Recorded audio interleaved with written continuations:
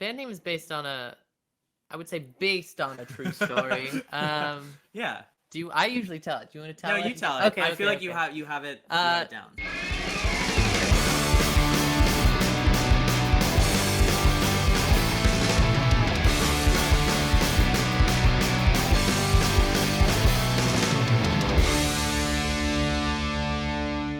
What's up, everybody? How you doing? Welcome back to the Punk Rock Review podcast. I have very, very special guests, actually, from Seattle. We've got Sister Wife Sex Strike, folk punk singer-songwriter. I feel like you fit a number of categories. I'd say I consider you just like a folk punk band. That's kind of how I discovered your music, was through that, deep, deep, dark hole. And so...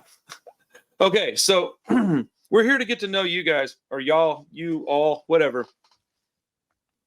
Names, and I want to know, like, where did your band name come from? Because I'm just getting into your music for about maybe 5 months, 6 months. I discovered y'all around the time that I started really getting interested in Apes of the State, and I have known the folks in Days and Days for a lot of years. So I just started rediscovered folk punk about a year and a half ago and just kind of fell into the rabbit hole. And I was like, holy shit, I didn't know this was all here.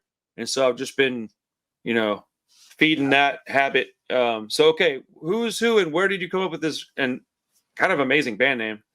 Thank you. I'm Moth. I play guitar and drums in the band. I'm Pigeon. I play the banjo. And we both sing. That's true. Yes, lots of dueling vocals. Yeah. I love that, by the way. Thank you. The band name is based on I would say based on a true story. Yeah. I usually tell it? Do you want to tell it? No, you tell it. Okay, I feel like you have it down. So Pidge and I were dating the same person. We had a lover in common, and we realized knowingly, we knew it. We knew sure. It. And we realized hey, we're sister wives. Like we can claim this. Like we're living the life. And then we had some demands that we felt weren't being met, some needs not being fulfilled, and so we're like, oh, we should go on sex strike to get these demands met. And so we went on a sister wife sex strike. Dude, we did get our demands met, and then a few months, maybe weeks, months after that, we went on a camping trip and did some mushrooms and wrote Sister Wife Sex Strike, the song about that very experience. And then when we started playing music, we were like more than that. We were like, oh, we need a band name. What should it be? And then we're like, well, this is too good. We already have this, so why not? So much better than I thought. I was like, maybe they just cut up a bunch of words, threw it in a bag, and pulled them janks out. I don't know. But like, is it not me? I mean, I'm old. Okay, I'm 42 in a couple of weeks. So as you're talking, all I could think about is that Alkaline Trio song where it's like, took him hostage and made your demands. You didn't meet him, so I cut off your fingers one by one. And I was just like, oh, damn, they really had some demands. Like, to go on strike like that, that's bold. That's bold. That's an amazing story, though. That's wild to have. Yeah, we're living it, We're not posers. We're the real fucking thing. Let's go. Dude, I love the word poser. It's a fun word. I get called poser all the time, mainly because I'm old, and I think that's pretty funny. So I don't give a shit, man. People are funny. So, how long have y'all been doing this musical group? Don't you have? At least an album and a split, or am I mistaken? We have, I think, we have 2 full-length LPs, and then that split with Apes of the State that we put out 2 recently. Yeah. Okay. Yeah. And we've been doing this we figured it out last tour we were on. I think like 2 years, 2.5 years. It was the end of 2021 is when we first started playing together in my apartment.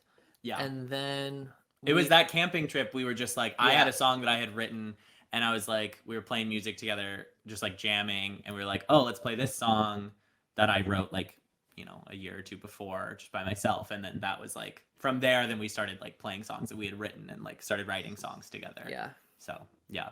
And then we started going to open mics at an Irish pub. I'm not sure exactly when that happened, but that felt like the real start of the capital B band, when we started actually showing people. Okay. That's amazing. I really enjoy the fact that you play guitar and it's like a mostly it's like a rhythm kick drum while you're playing, because you do a lot of moving, man. Like you're moving your ass around when you're playing that. It's I enjoy watching it. So I came across y'all stuff on TikTok organically. It just kind of showed up, and I was like, oh, I like that, so I liked it, and then I noticed y'all would post frequently, and so did April, and I was like, oh man, I like this too. What is this? And I didn't really know much about it, but I like the manic vocal style. I like the y'all seem to have a lot of fun, and that's super important when you're doing something like this. But yeah, I don't know. I don't want to keep running my mouth. I want to hear from y'all. But like, it seems like you're having a lot of fun. Do you have any immediate goals, say the next 12, 18 months, and any kind of long-term stuff, 5, 6, 7 years from now? Or are you not thinking like that? Whoa. Wow, I don't know. 5, 6, 7 years. I feel like immediate goals, like we're just trying to like hit as much of the country as we can on tour. And we're like, we have, we just recently announced a big spring tour. We're going to hit a lot of the country. So yeah, we're just trying to like play as many places as we can. I feel like we'd love to like go to cool places. Like we've been talking about wanting to go to Alaska and like use the band as an excuse to like go on vacation, basically. Hell yeah. So that feels like a goal. Yeah. And we're like working, on some new stuff. We have some new stuff coming out that we're really excited about. Yeah. And yeah, I don't know if we've ever necessarily had goals in this band. Okay.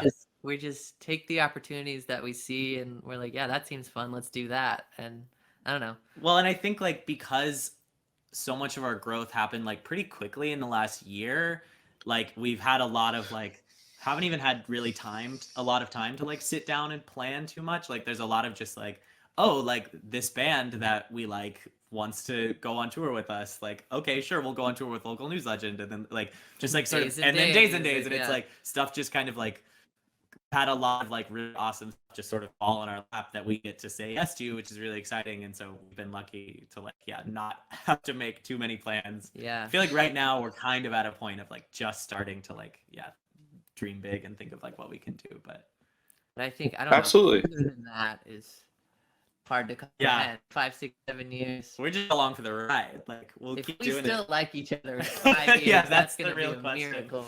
Yeah. That's a reasonable response, actually. I mean, if you're worrying, and I was just asking because I didn't know if maybe you had like some people will start a project and they'll have it like mapped out. I've seen it. I've mapped out for like a decade, and I'm like, damn, that's crazy, bro. Like, no, I got to hit these goals and these metrics, and I don't personally do that. I kind of fly by the seat of my pants. I just do what I'm doing, and I reach out to people and see who wants to do the podcast. I started a channel, started a label, got a little record store. And I was like, oh shit, this is just kind of like what I do now. I don't really have other jobs. I make my own merch. I screen print in my office here. Like I am as DIY as it's going to get for somebody that's got a family. Like I do everything my own, and it just kind of similar thing. I just kind of was like, oh, I guess I'm doing this now. And people are like, what are your plans? I'm like, shit, man, pay my rent this month, then we'll see what happens next month. I don't know. That's really what I think like I don't know. I write a lot of songs that have a focus on living in the moment and not getting caught up in the distractions of the nightmare world we live in. And I think that's the words I was thinking. Yeah, we try to practice that as much as we can. For certain things we do have to plan a little bit far in advance, but I don't think there's any. I mean, maybe there would be some sort of commercial benefit to planning 5 years from now, but I don't think that's something that either of us are super concerned about. Yeah. Well, that's one of the benefits of the music industry right now is you don't really have to do that. You can kind of do it the way you're doing it and make enough money to live, because as much as a lot of people want to say it's not got to do nothing with money, okay, to a degree, but we still have to pay bills in order to make sure that you can continue to do the things that are benefiting all your fans and friends and family. And so there is a necessary amount of it that you have to acquire. So if you can kind of make that happen without having papers signed and all that shit, yeah, man, go for it. That's awesome. That's exactly what this is. 25 years ago, when I was just getting into punk rock, if I had the ability to start a band and then spread my music through, even if MySpace was around back then, we didn't have the internet when I started doing this stuff. So to be able to spread it around with my own friends and word of mouth, man, I can't imagine where I'd be right now. I'd be a different person, that's for sure. I don't know what I would be doing, but it would be different than this. I wouldn't have made it to this point. So I absolutely think that's amazing. I hope you get whatever success you're trying to get out of it. But so how are your live shows? You did that. Okay, you did the split with Apes of the State. Yeah. Did y'all go out and do some touring together on that? We didn't. So one of our first sort of big shows we ever did was March of last year. Local News Legend, which is a band that April from H to the State is also in. Yeah. They're very came good as well. along, and we knew the other opener, and so Yeah. they got us on that show, and we got to play with them and made some sort of connection with them. And then we were hoping to play out on the East Coast, just because we thought it'd be cool, and we Yeah. had people asking us to come. And Apes is based in Pennsylvania, and so I just texted her and I was like, "Hey, can you give me advice for how to like book this?" And then she was like, "Yeah, here's what you play, here's who you talk to, and also Local News Legend will just play like 7 shows with you to help you out." And that was like, "Okay, cool, yeah." But so we got really Nice. close with Emily and April, and I think it was around the time of that tour starting. April messaged us and was just Yeah. like, "Hey, do you have any unreleased political songs we could Yeah. put on a split?" And I was like, "Yes, we do. For Apes of the State, we certainly Yeah. do." So we haven't done any proper touring with Apes of the State yet. Sure. Man, the live footage that I've seen from both Apes and you guys, man, I need to be at least one of those because I film every show I go to. So like, I need to be at that at least once. Man, I need to feel that energy and just because it's gonna bring me back. I'm getting up in age. I'm not 23 anymore. So like, I need to be able to go to that stuff because it's like residual and it's like what do you call that when you're living vicarious living? I can just be like, oh man, it'll send me right back to my younger days. I went and saw Teenage Ball Rocket the other night and I filmed it and I was like hanging off of a raptor on this thing while everybody else was in the pit and I was hanging off of it and had my arm stretched out and I was filming it all and I had to stay like that for like almost an hour and I was like, man, I remember how much this used to suck. It's awesome. This is rad. And I was just having so much fun, so I would, if y'all come to Texas, Austin, San Antonio, Houston, I will be there for sure. That's awesome. Where are we playing? We're playing in Houston, aren't we? We're playing. I think. Let me check our tour dates, but Yeah. I think we're Okay. coming very soon. Yeah, we're gonna be. I think Houston out of those ones. Yeah, April 7th. April Houston. 7th in Houston. Oh So shit! we'll be there. Yeah. At Trip Hold on, what is Six. happening? Oh, dude, Trip 6 is rad. I took my I 9-year-old think- daughter to that place to see Days and Days. Like that was her second Oh, show. nice. Oh no, if I can come out and see y'all, if I'm not out of town for some reason, I will take her to that too. You said Okay. April 7th? April 7th. Yeah. Oh shit, yeah, we'll be there. Oh yeah, hold on. Yeah. I'm putting it in right now. Nice. Hell yeah. Yeah, no, that should be fun. I think we. Yeah, That's a good venue. I think. Yeah. That's a good venue, and I think y'all will do well there. Who do you know who you're playing with? Anybody else? Do you know Fire Ant Season? They're a folk punk band. I'm not sure where in Texas they're from, but they're around the area. We're doing three Texas shows with Fire Ant Season, and then And we'll be on tour with Dusty the Kid, Yeah. who's a friend from Montana, who we're doing the whole Okay. tour. Yeah. I'm not trying to be rude. I'm just writing some of this stuff down. I will definitely Check 'em out. Fire Ant. You said Fire Ant Season. Fire Yeah. Ant Season. Yep. I'll reach out to that person as well or people, and I'll check their music out as well because if they're from anywhere near here, I absolutely want to get them on the show just to help local folks promote. Yeah. they're doing Uh, good stuff. Cool. I'm trying so hard to get this channel to grow and be like a destination spot for anybody punk or punk adjacent because it doesn't exist on YouTube. I've searched and I can't find a place where you can just go and it's only talking about punk and punk related stuff. Wow. And it's like, well, that's all I want to do anyway. So why don't I do it? And I was really scared because I had a channel that had 27,000 subscribers and I just made a decision. I was like, I'm just going to let this go and I'm going to do this because that is stuff that I was doing well. I just don't care about it. Yeah. And I care about this. And it's proven to be the wise decision. So I'm happy. We'll see where that takes me in the future. But so how has the reception been at your shows? Everybody's freaking out as far as I can see on the videos. It's been, I don't know. People seem to like it. People seem to like it, which is weird. Like, I don't know. I don't think we ever expected this band would become what it seems to be at this point. Yeah. That's awesome. We didn't expect this growth, but it's a lot of fun. It's pretty cool. People are nice. Well, and People are I think super like sweet. it feels very nice too. Like we just did this short little tour with Days and Days, and like there were a lot of people there. We knew there would be people there to see us, but also there'd be a lot of people there who like had never heard of us before, or maybe heard of us like just because of the tour announcement. And like we had so many people come up after every show being like, "Oh my God, I never heard of y'all," or "I just started listening like a few days ago," and like you like totally rocked my world.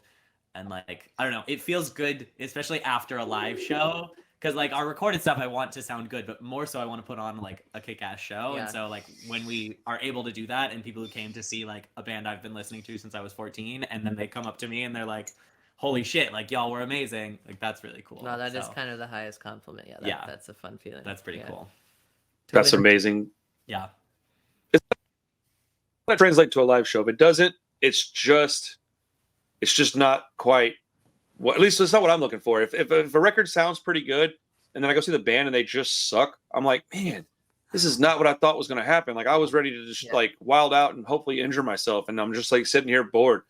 Yeah. Yeah, I mean, I don't think we're not much of a studio band. Like this band Yeah. started as us in a room having a good time. Yeah. And I don't know, you're kind of a student of folk punk I'm in a a way. I think long time folk punk I think fan. we figured yeah. out how to build some set lists to get people moving and having a good Yeah. time, which is the goal. You know, Because I'm the People have same fun. way. I want to go to a show and like dance and have fun. And like, yeah, when I see bands, like, I don't know, especially when I see like openers that I've heard of, or even that I haven't, but that I really like, and like nobody's dancing for the openers, I'm always like trying to get a pit started or trying to dance for the openers. And so like, it's cool when people do that for us. It's like Yeah. opening for Days Well, and Days or opening for local. That's what I was gonna say. Is when you're the opener, you just really appreciate movement in the crowd, and like joyous faces. You're like, oh, that dude's stoked. All right, cool. It makes you want to like play better. I've been in bands. It's been a while, but I very very remember that very much. So that's a good feeling. What's the craziest place that you've played yet? Like, have you had like a venue that was crazy, or one that was just like crazy because it was bad, or crazy because it was good? Doesn't matter. Like, what kind of interesting shows have y'all had?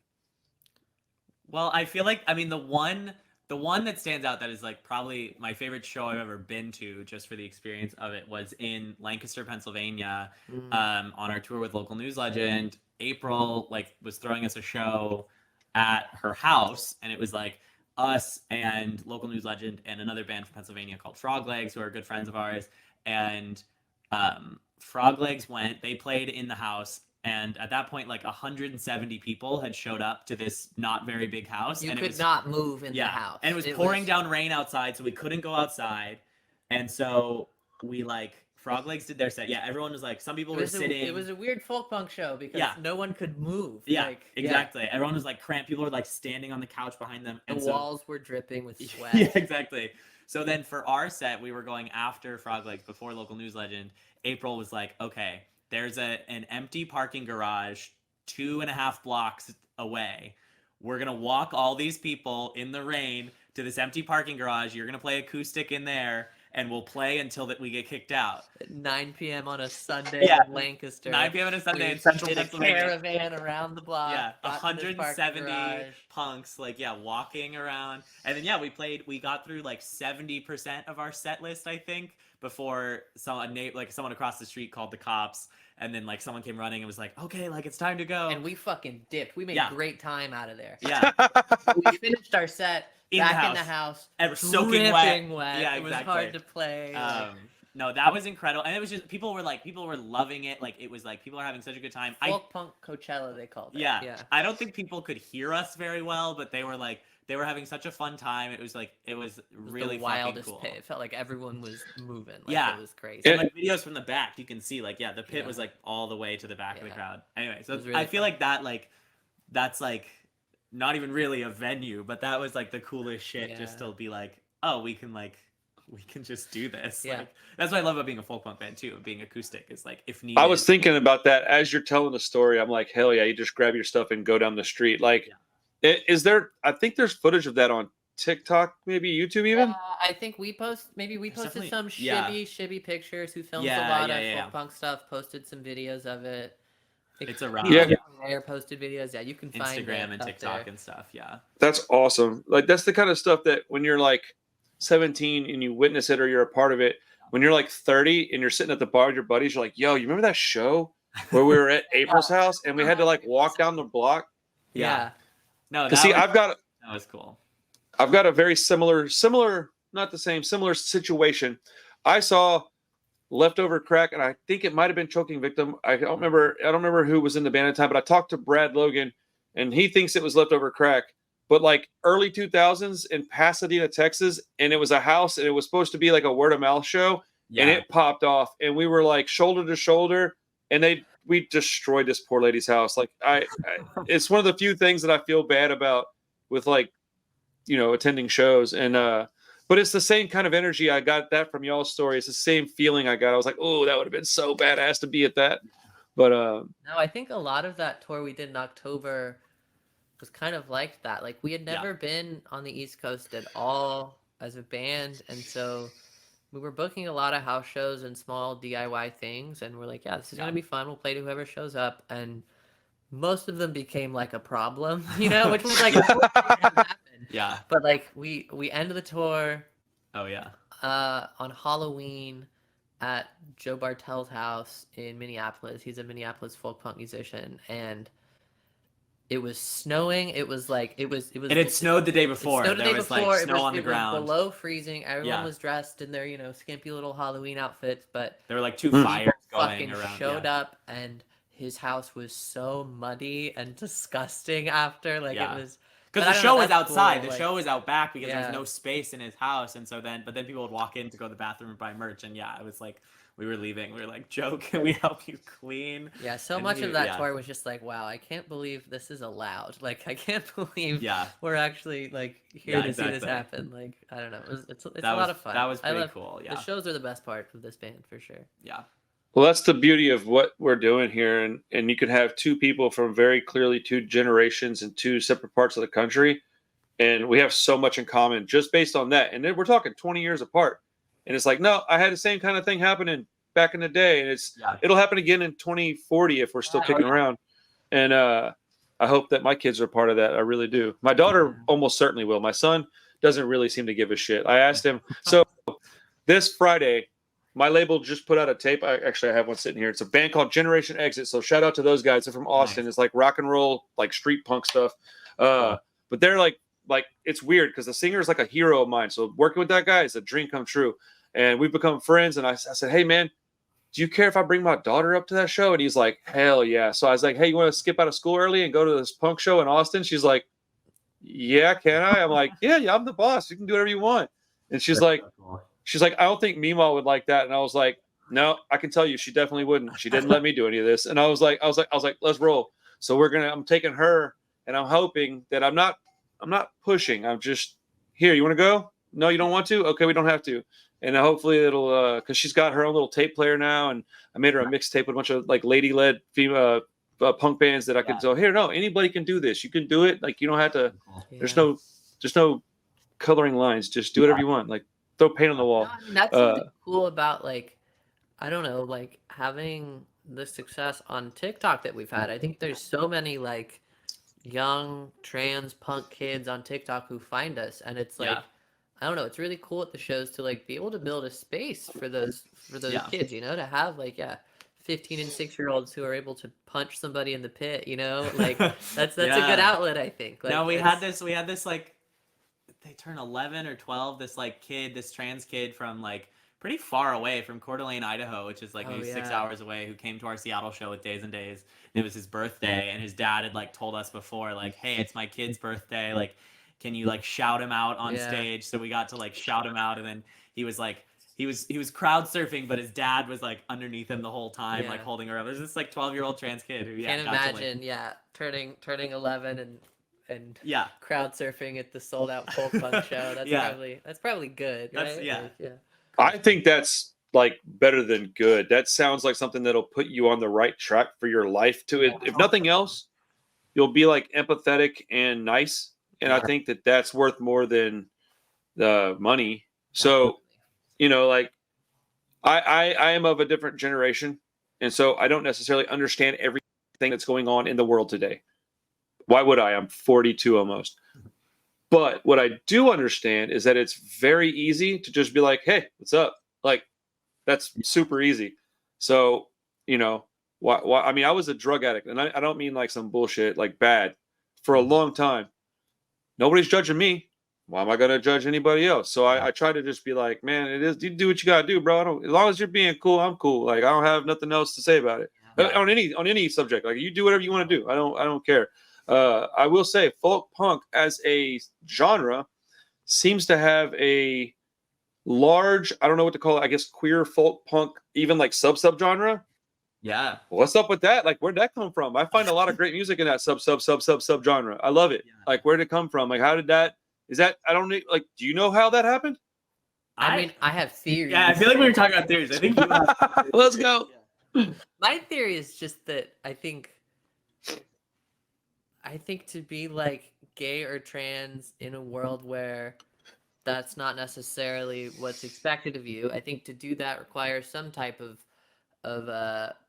questioning of your surroundings and society's structures and these ideas of the things we're supposed to follow. And I think that's kind of what punk music is too, right? Like, yeah, these structures and institutions. And I think that's why there's such a large overlap. And I think folk punk specifically, I think folk punk is like kind of the fucked up child of punk, right? Like, folk up's even grosser and like lower fi, and you know. Well, I was gonna say too, like folk punk is almost like, to some extent, is like doing what like punk does to mainstream music to punk itself, to be like, dude, yes, like, yes. Like, there's no barrier to entry here. I literally just need an acoustic guitar or a banjo or whatever, and like I can make this kind of music. Yeah, I feel like that's maybe part of it too. Yeah, not like I'm not critiquing punk and saying that, but I do think like you can get in a world of like, if you're thinking about the right way to do punk, you're doing something wrong, right? Yeah, and I think that's right. Like, yeah, exactly. Well, okay, because I have thought about this, because I have a lot of time to think when I'm like writing scripts for videos and waiting. I mean, I do a lot of waiting. I was late today, but like generally I'm the early one, and I'm just like waiting around for somebody, right? So I have a lot of time to just kind of ponder things, and like one of my biggest influences in my whole life, I would say, is Laura Jane Grace. It's also the first interaction and experience that I have with trans people. And so I think that maybe that also has something to do with it. Plus, when you're this may sound, I don't know how this might come off, but like, especially gay folks, anybody in the queer world seems to be pretty artistic. And I think it takes a specific desire to create maybe like funky, out of the lines artwork, be that with a guitar or a marker or a whatever. And I think that might be another, like, maybe just like step in that direction, because I don't know, it seems to fit really well, if that makes any sense. And it just feels like, oh, that doesn't surprise me. That seems pretty natural. Like, oh, yep, that sounds about right. And so and I don't see that as a bad thing.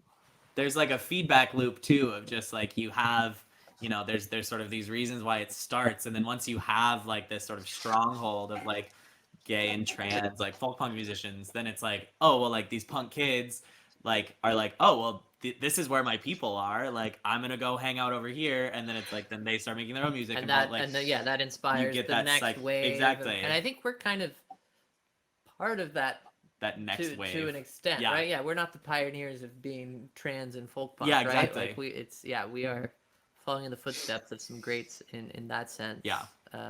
Totally. I wonder if it should be something that is maybe not necessarily having a spotlight shown on it, but that is maybe, what's the word, referred to in the art, maybe? I don't know if this is I don't know if I'm getting out what I'm thinking, but like, maybe not like we're this, but maybe like within the art you talk about it enough to where it's obvious. That way you don't get like some kind of weird stigma that some people might put on it, because you want ultimately the biggest audience, right? And so maybe people that are, no? I mean, I'll play to whoever wants to listen. I'm not necessarily seeking fame or anything, but no, that's not what I meant. I just meant like you have music that's important to you, and you want, if the bigger the audience, the likelier you're going to reach people that it actually matters to. Sure. That's what I was talking about. So like, maybe, and I'm just spitball, I'm just asking so I get your feedback on this. I've never really thought about it too far, but like maybe it's like as a whole genre, it's just something, because it's just kind of like there, like it's not like you see so and so trans folk band. That's not. I've never seen that, but I've seen the bands, heard the music, read the lyrics, and been like, oh, okay, you know. So maybe it's just something that's gonna stay relevant. I don't know. I was just like kind of thinking it's. I think it's interesting. I think it's healthy. So whatever. Yeah, I mean, but I don't know. Like, for the most part, I don't think either of us are really writing like a lot of songs about transness or gender or anything like that. I think like, but we have still sort of attracted like a pretty significantly trans audience, and I think part of that is, I don't know what that is actually. I think I think we're making trans music without making trans music, maybe. Well, Like, because I think that's Sure. actually like I don't like. I think there are people who want to or like to like listen to or make music like sort of very directly about like transness and gender, and that's great. And I think that there's totally a place for that. And like we're not really doing that. And I think that like people, like people want to hear people who look like them, who they can like relate to, like talking about shit that's like real, and like I mean, like, they can all, I mean, you can also relate to someone who is like you, who's talking about things that you also relate to that are not about. That's what I mean, right? exactly. Yeah, there's like, more to us than that. It's like right? what I'm looking like. I 100%.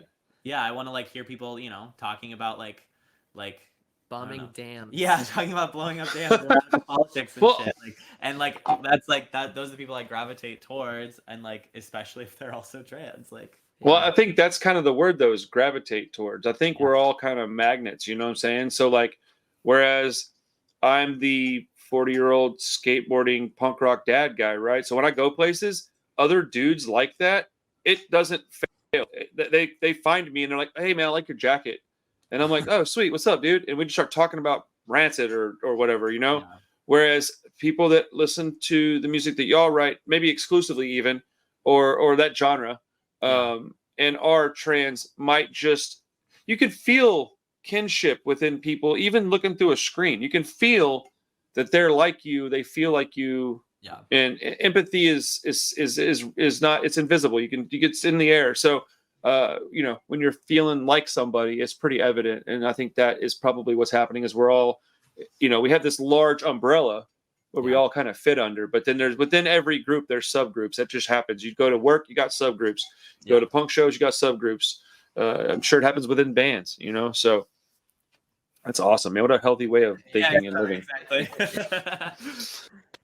But so, okay, what is, out of your catalog thus far, being young or whatever it is, a couple years old, what is the song that you enjoy playing the most, and why? Or do you even have one? Different answers. Yeah, you go first with yours. I think mine is probably our song "Simply Nothing," which is like just a song I'm like proud of writing, and that I didn't didn't really believe in it when I first wrote it, and then like we started like figuring it out, and it like is really good. But I think like what's fun about playing it is like where it comes in our set. It's like kind of the last like really high energy thing that I'm leading. I still like sing later in the set usually, but like that's the one where I'm like, oh, anything I have left, I get to throw in this song, and I try and like really go like demonic and crazy on that song, and like I try and channel like Libby Lux from the Bridge City Sinners is like my main inspiration for that song, is like because when she's up on stage, she's like got like crazy eyes and like tongue out, and is like has her like black banjolele and is like whatever going ape shit, and that's like what I try to do. So that's really fun to get to just like throw everything in. Another very good band. Yeah, and just like go crazy. I also feel like I kind of try to disappear on that song. At least I'll play the music, but I'm like, look at this shit. This is crazy. Watch what's happening over here. here. This is cool. Yeah. No, that's a fun song to play, and I think people tend to have a really good response to that. My favorite part of our set is when we do our song "Gentleness," which isn't a super popular song of ours streaming wise or whatever, for whatever that means, but that song's like a gay love song, and so I always introduce that song by saying, this next song's about gay sex, and the crowd always loses their mind. Yeah. And I don't know, That's pretty cool. as a pastor's kid from middle of nowhere, Georgia, it's pretty cool to in my adult life get to say something like that and have there be a positive response to it every night. I think that's a really, really fun moment. Positive being the key word, right? You're like, I'm glad it's a great response. It could be. No, there are rooms we could play where that would not be the response, right? Right. But it's cool that we get to create a space where, everyone's really down with. Exactly. That's another like point of commonality between the group is that like I come from a very religious home as well.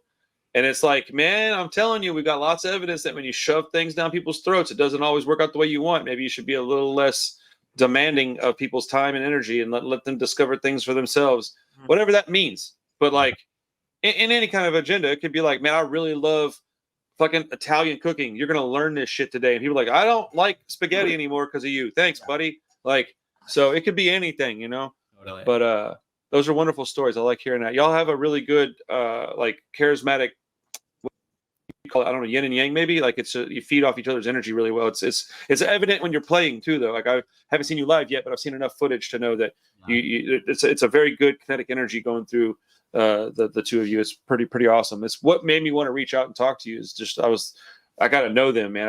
I have to know who they are and talk to them a little bit, whether whatever that means. It just I felt a connection. I was like, damn, this is good.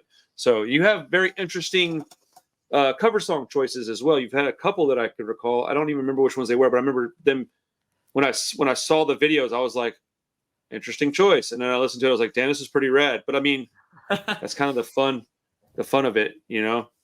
Yeah, I feel like TikTok was just like we've done a couple different iterations on TikTok.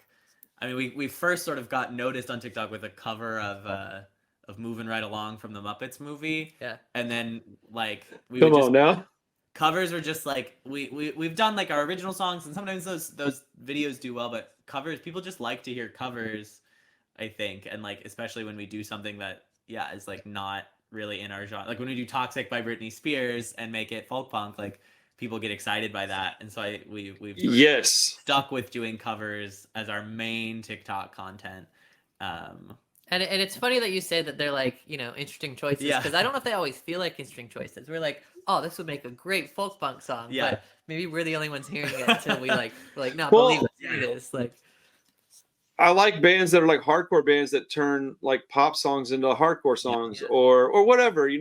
That's the best part, in my opinion. That's like, well, not the best. That's like one of the most fun things about punk as an umbrella is that we love cover songs. We love it. And you can take popular songs and make them fun to listen to. Let's see. Somebody did like God damn it. I'm not gonna be able to pull it through my memory, but I did hear the Toxic thing. I love that song because of, I think if I'm not mistaken, I think Tim Armstrong has writing credits in that. And I might be wrong, but I think he was part of the one that wrote the little guitar like that. I think he wrote that. It was like in the room when it was happening. That guy's all over the place. You don't realize, not you guys, but people that listen to stuff don't realize where that guy's writing skills have been lent. They're all over the place. Do you have any songs that you want to cover that you haven't done yet? Anything that's maybe like super current? I know people like to go with older stuff, but I like to cover whatever. I don't listen to enough current music to know. Okay. That would make it a little harder. I have an idea for a cover of "Careless Whisper" by George Michael that I think would be really cool. That's nice. I sponsor that. I don't know. I feel like I keep hearing songs and being like, oh, this is a good cover, and then I like write it down in my like note on my phone and then just forget about it usually. But that was I do that. We did a cover of "Psycho Killer" that was like, I literally just heard it. I think it was when we were in Minneapolis. I heard it on the radio, like in a cafe we were in, and I was like, oh, this is it. Like, we should do this. And so then we did that. Like, what a great song. I don't know. Yeah. That was a fantastic song. Give me 1 second. I want to turn my fan on real quick. Give me 1 second. I'm sorry.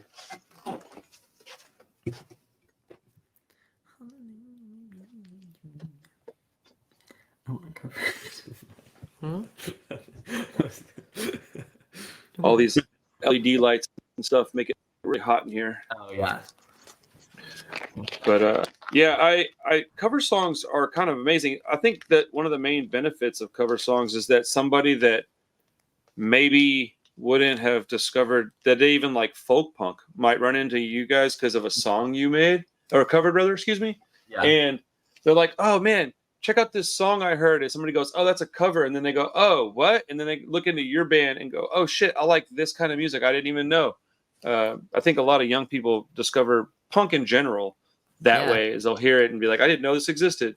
Yeah. I think also on the flip side of that, like something I've said during our live shows before, like when we reach our covers, like, hey, if your partner has dragged you to this show and you have no idea what's going on, here's a little anchor for you to hear something you can comprehend, and then maybe it'll get you to like the rest of it a little bit more. I feel like that's awesome. Too, like sometimes we worry like, oh, are people gonna show up and expect that we're like a full-on cover band because that's what we do on TikTok? But then like, either way, they've shown up. They're here. They've paid the money, and like hopefully they like us. Every once in a while, someone will even say that to us. Like there was, I think in Portland show with Days and Days, someone was like, "Oh yeah, like I had never actually listened to you besides your covers, but like I really like your music." Yeah. So like we trick them, and then we indoctrinate them into the cult. Yeah, exactly. Yeah. Hell yeah, that's the way to do it right there, though. Trick them bastards. So how did y'all get into punk music? Well, I like that face. It's all your fault. It's all me. Yeah. I mean, I was like off and on. I grew up listening to like old country, like 50s, 60s country and like heavy metal. And then let's go. Like disappeared from that world a little bit and like listened to like pop music and like soft boy folk stuff. And then when I was like, I don't know, 13 or 14, I heard AJJ and Days and Days, and then got backed into punk through folk punk, through like already liking country and folk and stuff. And so I don't know, I was just a kid in suburbia, and I was like, oh shit, like I said this when we were on tour with Days and Days. When I first heard a song by Days and Days, a friend of mine was kind of making fun of it. They like sent it to me and they were like, oh, like this song is like so ridiculous, like it's like whatever. And I listened to it and I was like, holy fucking shit, I didn't know music could sound like this. This is so cool. And then I like, just like got deeper and deeper in. And then mostly like, I like other kinds of punk too, but folk punk is like genuinely like, it's always, you know, my top 1 or 2 genre on Spotify every year. Like it's just the music I listen to. So yeah, I don't know. It's just like, my brother was like a like, you know, mohawked, like leather jacket, like punk. Yeah. Like crusty punk, and like he sort of brought me in there too, and then I indoctrinated Mom. Yeah, no, I got into this world as we started the band. I got in this world. I don't know, I grew up playing music like in the church band. I've done like jazz gigs and bluegrass gigs and a bunch of stuff, and I just like to do music, whatever it is. But like Pigeon asked me like when we first met about starting a folk punk band, and I was like, yeah, absolutely, let's do it. Like, what is folk punk? Like, I have no idea what this is. That's awesome. So like, okay, here's like your homework. Here's the things you need to check out. I'm like, oh yeah, this shit's cool. I can do this. Yeah.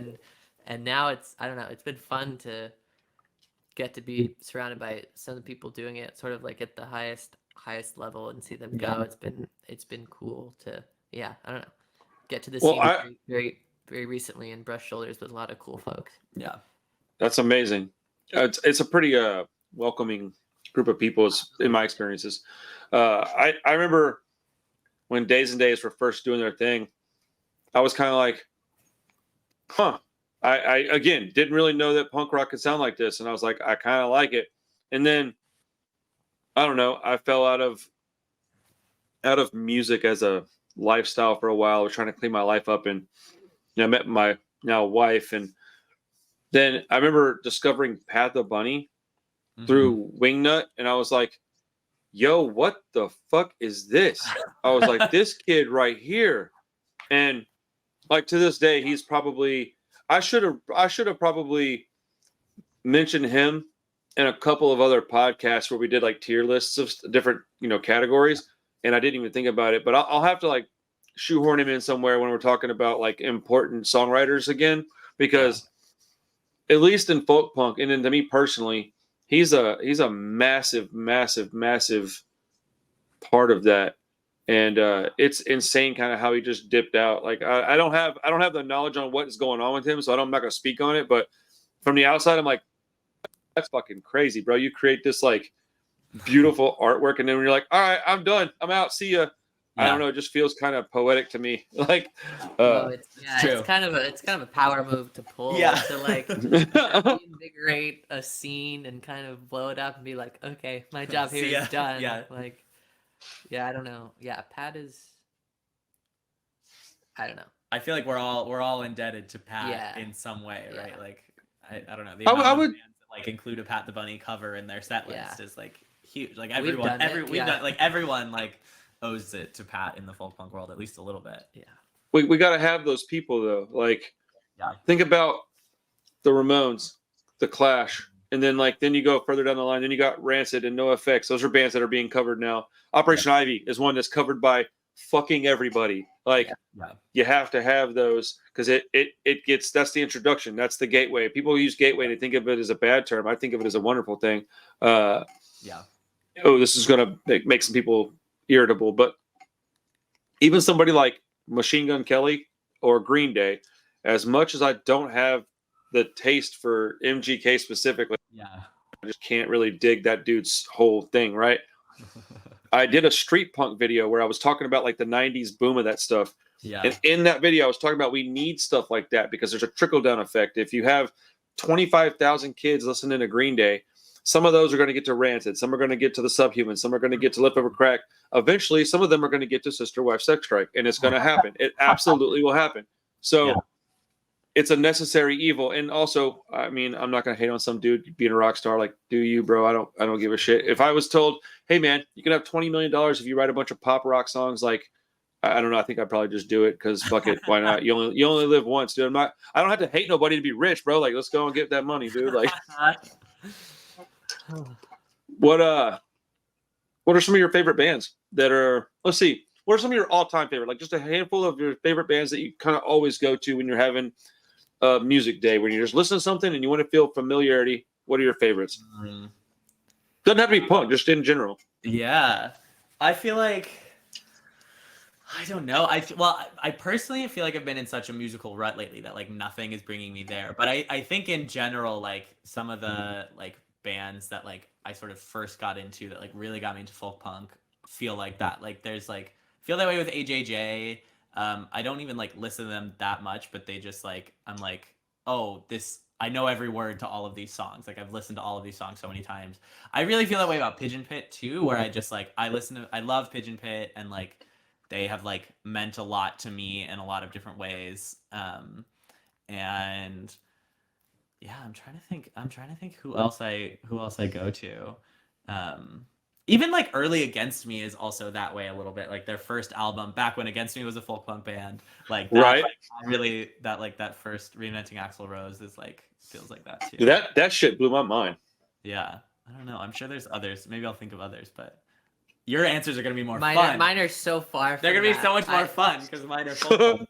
I listen to so much Randy Newman and Stevens. And that's amazing. Yes. And Kamasi Washington and like fucking Herbie Hancock and like I don't know. Holy Locust. Dude, that's awesome. Holy Locust also. I love Holy Locust. Oh, I'm wearing my Holy Locust shirt today. Holy Locust is another one that I can go to and always listen to. So is Rent Strike. Like the Rent Strike album IX or 9, I don't actually know what they call it, is like I have that album cover tattooed on my leg. Like that I've like listened to that so many times. That's substantial. If you'll tattoo it on you, that's pretty important. No, and now we're going on tour with them later this year. That's gonna be so cool. That's so dope. I'm so happy for you. That's awesome. That's amazing. I love to see people success is not measured by dollars. So if y'all are stoked, that's success to me. Like, no, it's I don't know. Exciting.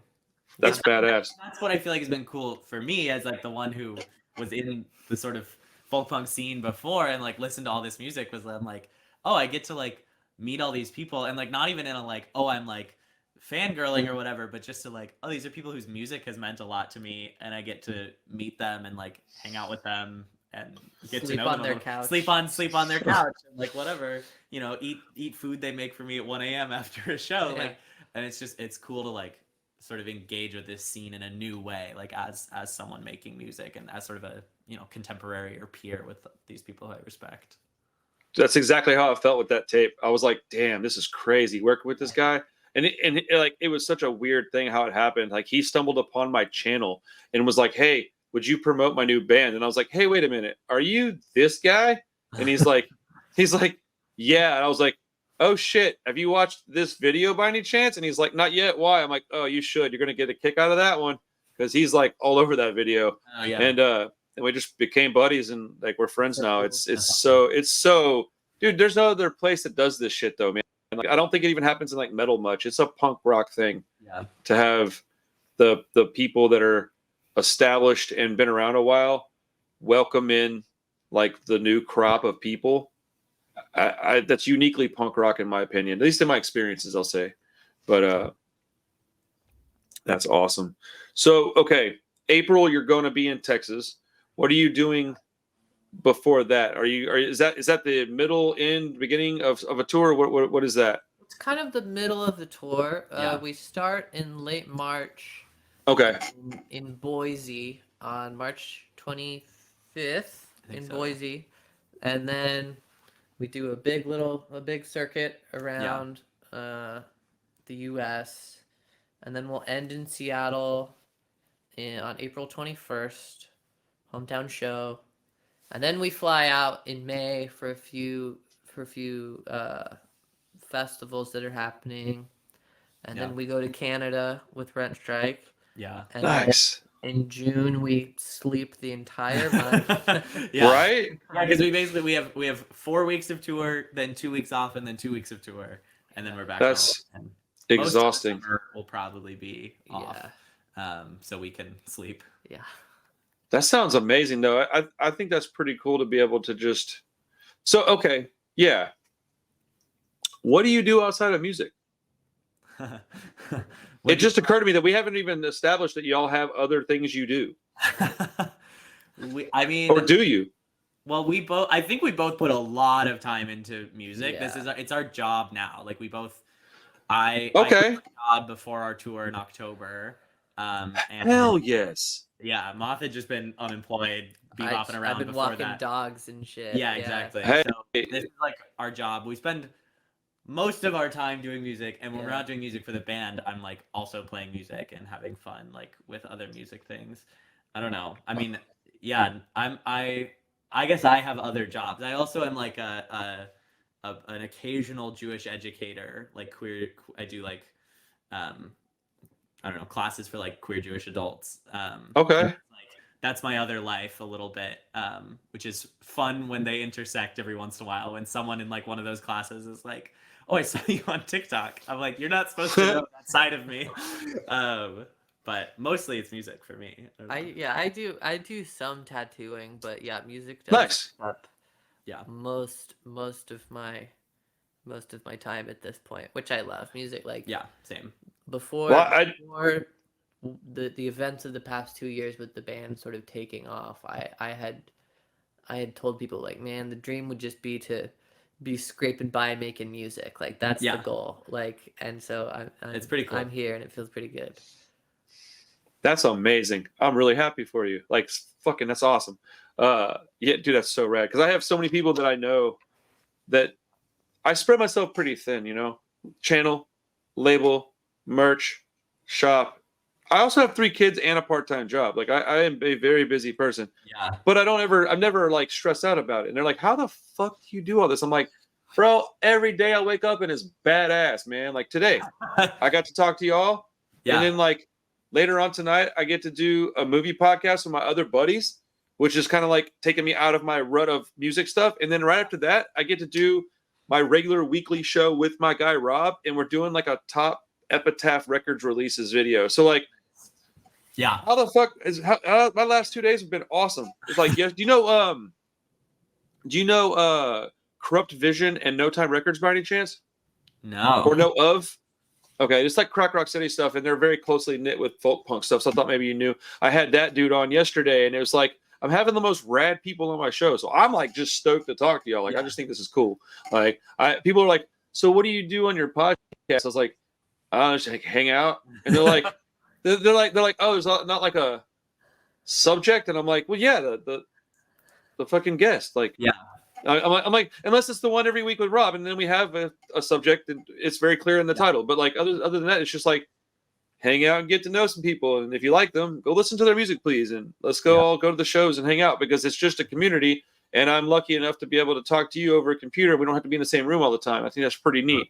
So, how dumb did that sound? I think that's pretty neat, guys. But fucking, oh, dude, I'm a senior. Fuck. Oh, man. I never thought I was going to hit 30, dude. 40, I was like, wow, why am I here still? This is crazy. And then I was like, oh, yeah, kids. Come here, little bastard.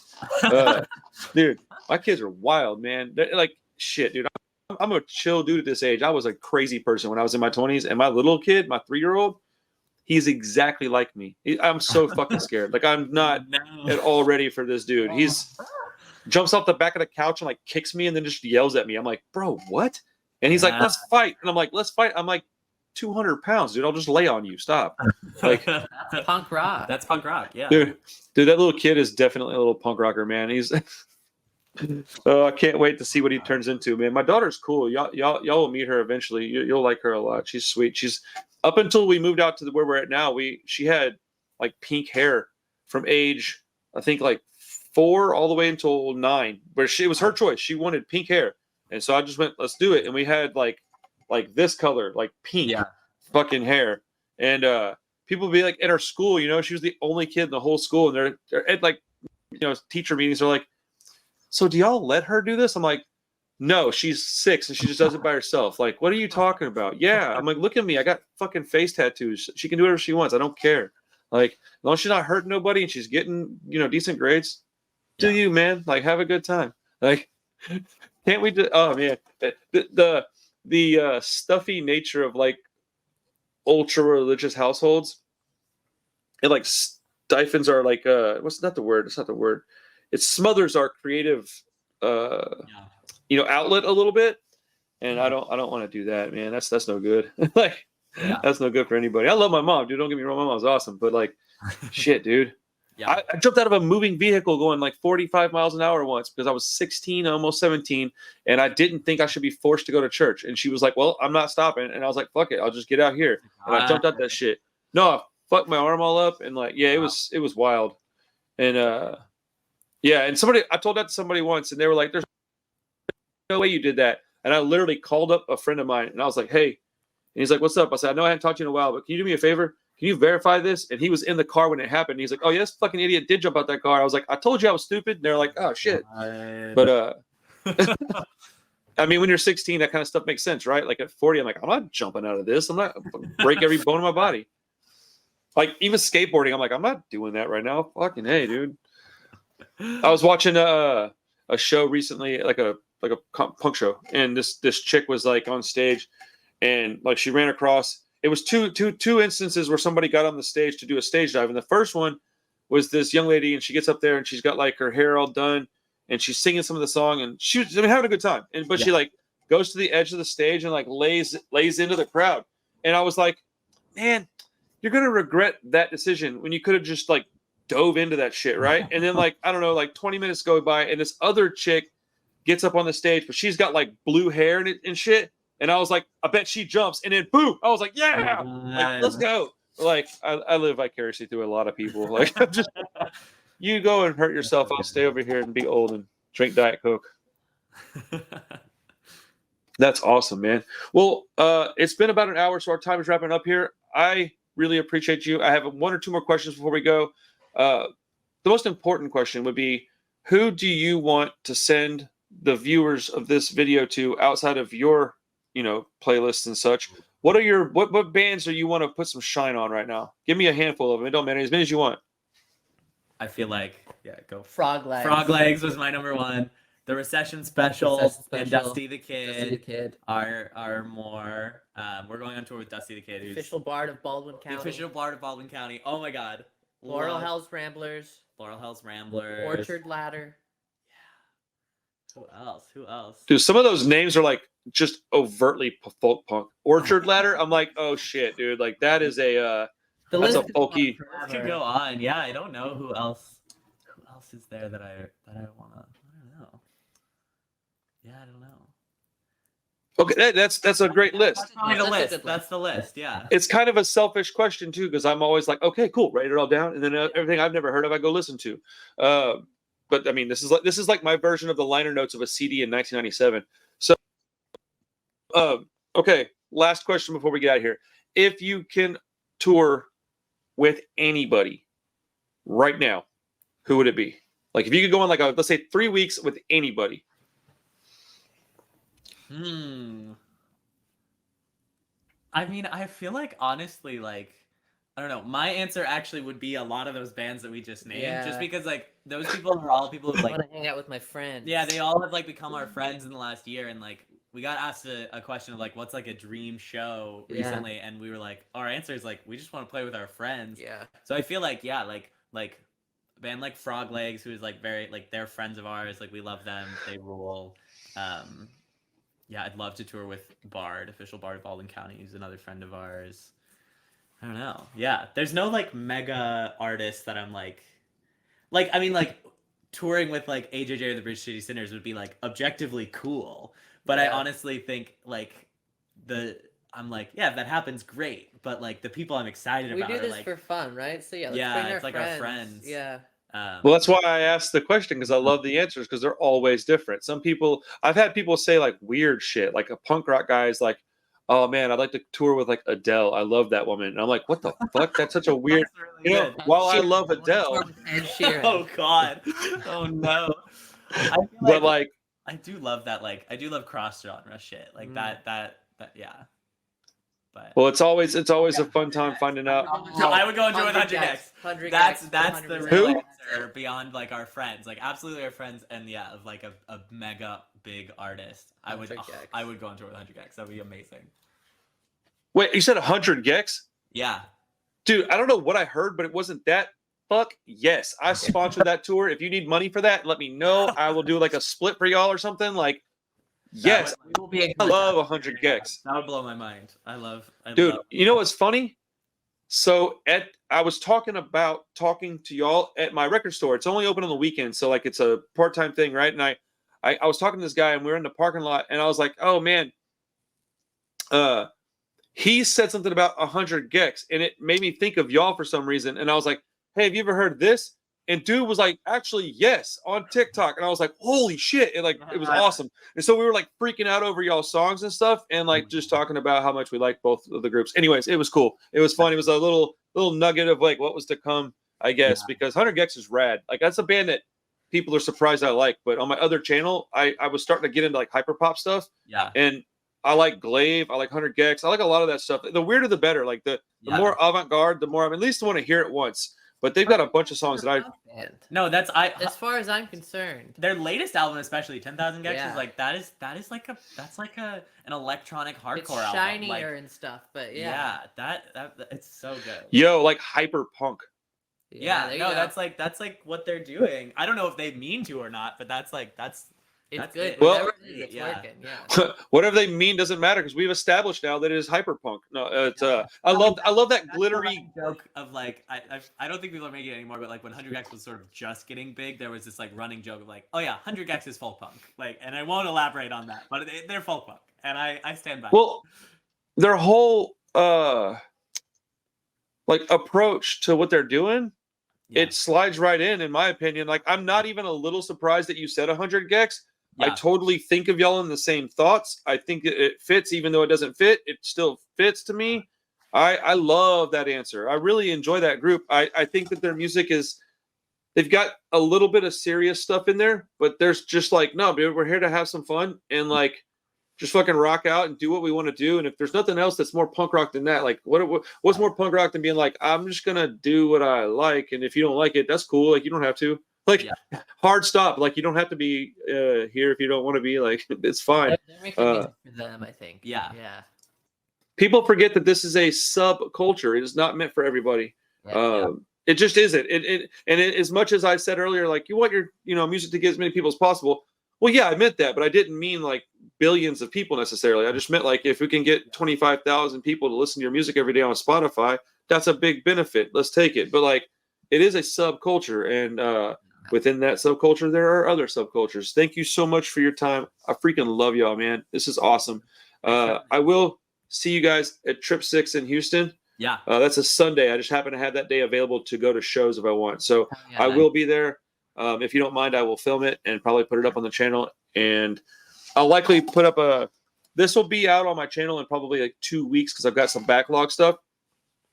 I'm probably going to do a video or two covering a song or two first. And in that video, say, I'm going to talk to them. It's about to drop. So just if you see something and you want to share it, go for it. If not, no worries. I'm not going to pressure you into that. Right. But is there anything else that you want to talk about before we go? I don't think so. Come see us on tour. It'll be fun. It's going to be a fun fucking show. Yeah. Hell yeah. Well, this was a fun fucking show for me. So thank you so much. I appreciate it. If there's anything I can do for you at any point, just reach out. Let me know. Otherwise, hopefully we'll talk again one of these days. Hell yeah. Sweet. Thank you so much. Awesome. Yep. Hell yeah. Y'all have a great night. You too. Bye. Peace.